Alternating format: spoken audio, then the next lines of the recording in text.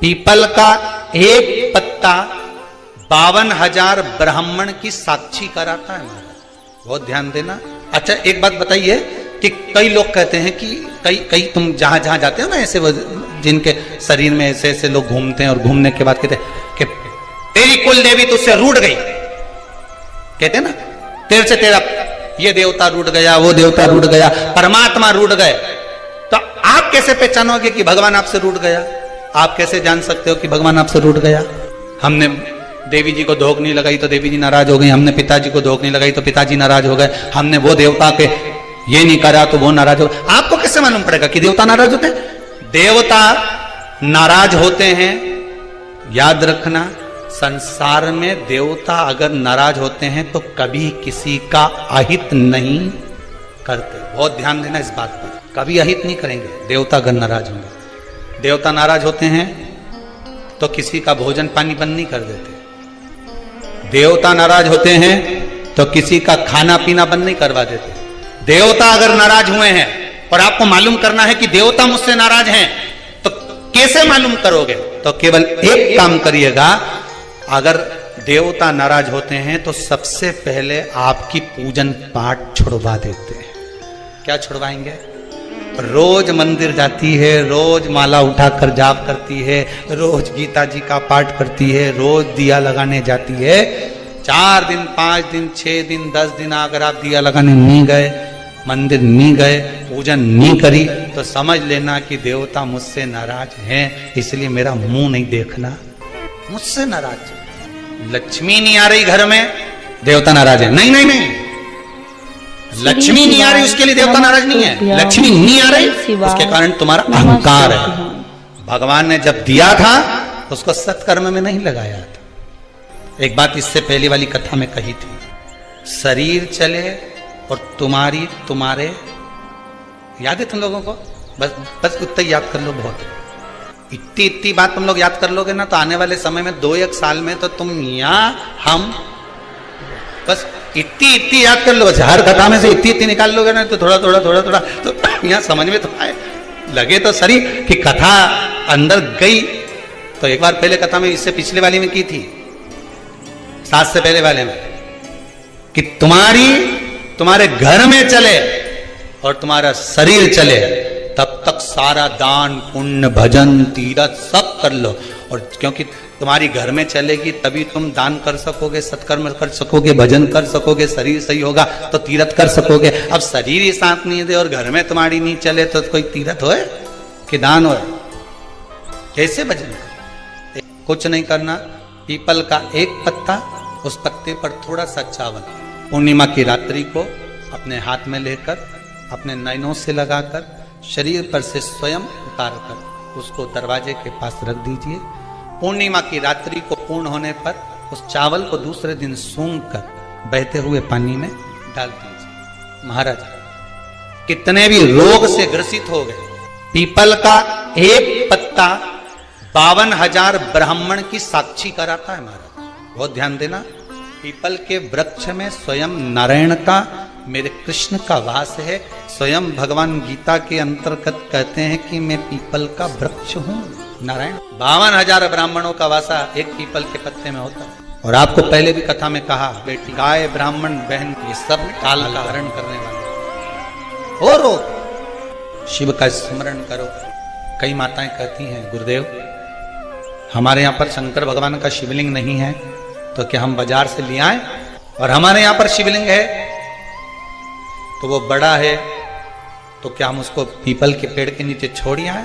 शिवलिंग है तो पूजन करो, नहीं है तो भगवान का जब स्नान कराओ, ठाकुर जी का कराओ, देवी जी का कराओ, जो तुम्हारे घर में भगवान है उनका जब पूजन कराओ, तो पूजन कराने के बाद में जब उनका स्नान कराओ, स्नान कराते समय थोड़ा सा भाव यही प्रकट कर लेना कि हम शंकर विश्वनाथ को, महाकाल राजा को, सोमनाथ को, मल्लिकार्जुन को, भीमाशंकर को, त्र्यंबकनाथ को हम जल चढ़ाएं।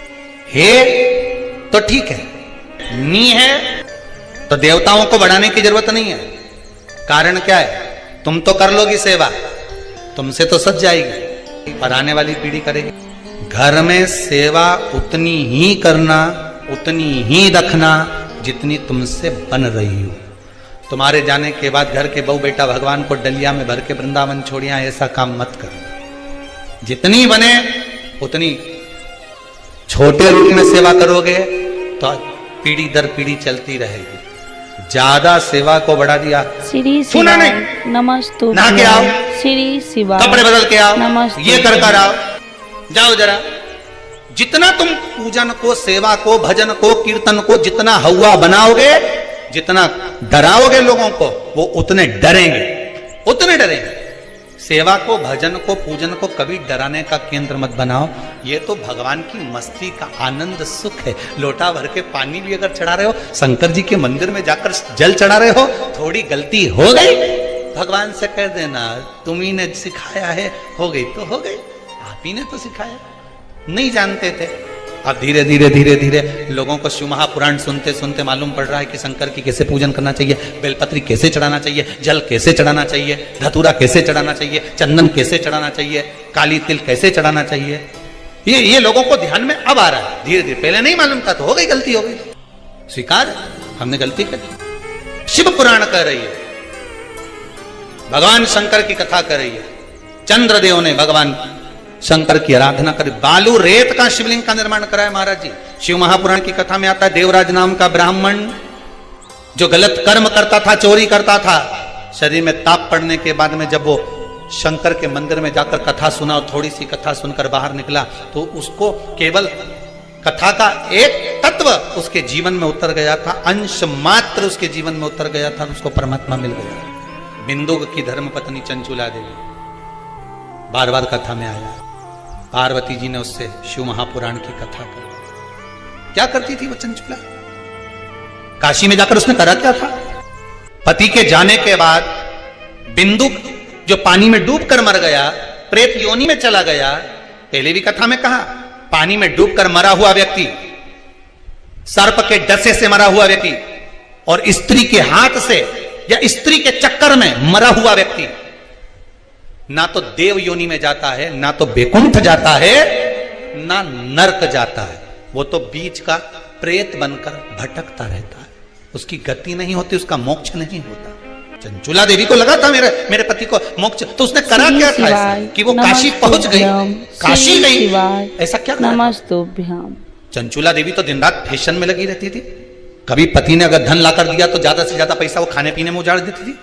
कभी नहीं उसने दान करा, कभी नहीं धर्म करा, कभी पुण्य नहीं करा, कभी सत्कर्म नहीं करा, कभी कहीं सत्संग में नहीं गई, कथा में नहीं गई, कभी भजन में नहीं पहुंची। फिर उसने करा क्या? बचपन में किया गया कर्म व्यक्ति को कब प्राप्त होता है, ये चंचुला देवी की कथा। चंचुला देवी की कथा करें। चंचुला देवी की मां भोजन का जब निर्माण करती थी, ध्यान दीजिएगा जरा, बहुत सुंदर संवाद है।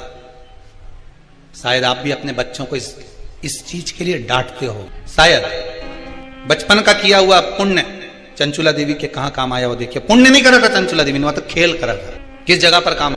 चंचुला देवी 6 वर्ष की कन्या, बिंदुक ब्राह्मण है, चंचुला देवी भी ब्राह्मणी थी, ब्राह्मण के घर में जन्म लिया है चंचुला देवी। मां जब चंचुला को पास में बिठा लेती थी भोजन कराते समय, तो आटे की लोई आटा जो उसना हुआ रहता उसको तोड़ लेती थी चंचुला।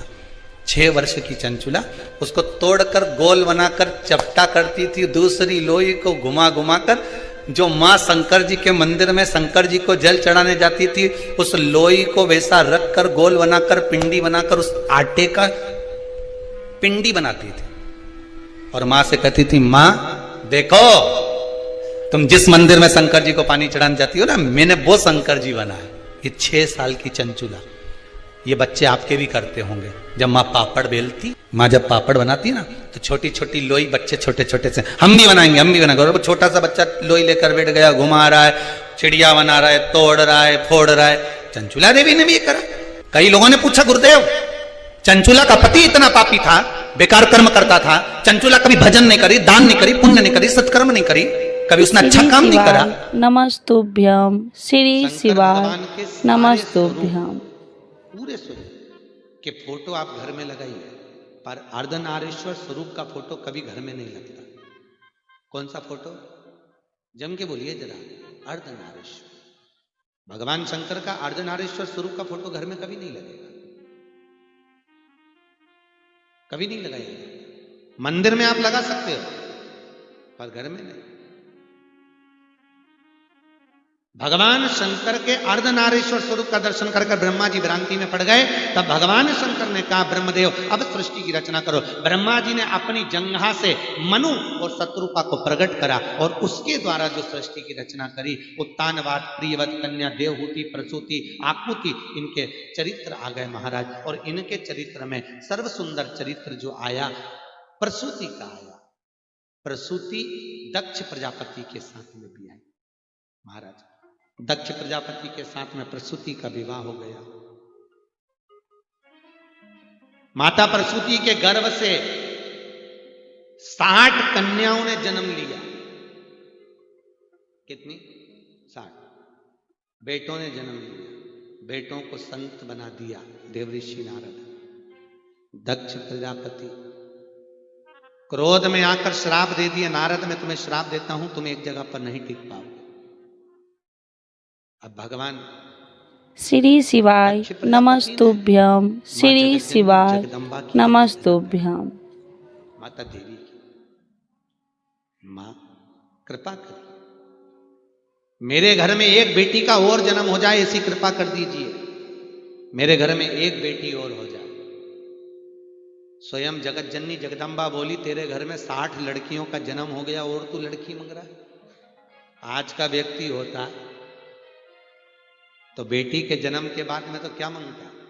अरे बोलो तो बेटा। शिव महापुराण की कथा कहती है बेटा एक कुल को तारता है और बेटी 2 कुल को। पर शास्त्र की रीति है बेटा जन्म लेता है तो खूब नगाड़े बजते हैं, ढोल बजते हैं, और बेटी जन्म लेती है तो मां पलंग पर रोती है और सास चूल्हा के पास रोती है। याद रखिए बेटा भाग्य से पैदा होता है, पर बेटी के लिए बाप का 100 गुना भाग्य इकट्ठा करना पड़ता है, तब जाकर बेटी का जन्म होता है। और याद रखिए बेटा एक बार अपने माँ बाप को दुखी देख सकता है, पर बेटी कभी अपने माँ बाप को दुखी नहीं देख सकती। बेटी नहीं देख सकती। दुनिया के लोग कहते हैं बेटी की विदाई में सबसे ज्यादा मां रोती है, पर शिव महापुराण की कथा कहती है बेटी की विदाई में जितना बाप रोता है उतना मां नहीं रोती, क्योंकि बेटा मां को प्रिय होता है और बेटी बाप को प्रिय होती है, क्योंकि बेटी के बिना बाप अधूरा है, अधूरा। 2 मित्र मिल गए बहुत दिनों के बाद। उसने पूछा श्री शिवाय नमस्तुभ्यं, श्री शिवाय नमस्तुभ्यं। बच्चे हो गए हो? मेरे तो भगवान की कृपा से 2 लड़के। लड़के? अरे वाह। और तेरे? मेरी 2 बेटी है, एक ये तनु एक मन, दोनों हाथ पकड़ा। ये बड़ी है ये छोटी। अच्छा। उसने कहा अच्छा हुआ भैया भगवान ने मेरे को लड़की नहीं दी, मेरे को लड़का दिया, भगवान ने बड़ी कृपा करी। कहाँ लड़कियों के चक्कर में पढ़ो, स्कूल छोड़ो, कॉलेज छोड़ो, ध्यान रखो कहाँ जा रही कहाँ आ रही बज रही हो। और शंकर के मंदिर में जाकर उस जल को जो छाना हुआ जल रहे उससे अभिषेक कर दो, जैसे गन्ने के रस से करते हो, मौसम्बी के। श्री शिवाय नमस्तुभ्यं, श्री शिवाय नमस्तुभ्यं।